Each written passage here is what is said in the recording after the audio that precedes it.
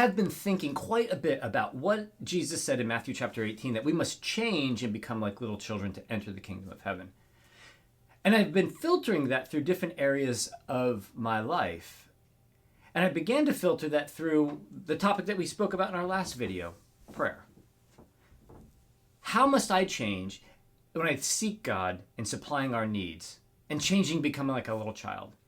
I had this observation this week when my grandchildren were in for the Christmas break, and it was early one morning. I was awake, and my 3.5-year-old granddaughter was awake, and the house was really quiet. Everybody was asleep, wore out from Christmas, and her mother was getting much deserved sleep. And in that moment, I understood in a way that I must change and become like a little child when I pray.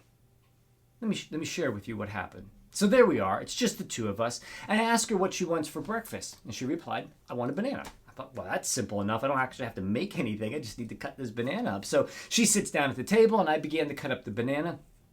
And as I'm walking from the kitchen into the dining room holding a plate of chopped up bananas, it hit me that she had full confidence that I was going to produce a banana.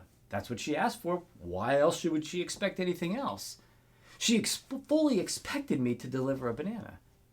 And that was the moment it hit me, because Jesus says we must change and become like little children for us to enter the kingdom of heaven, for heaven to open up to us. And maybe what needs to change in me and what needs to change in you is when we seek God for our needs, and that's a key word there, that we fully expect him to come through.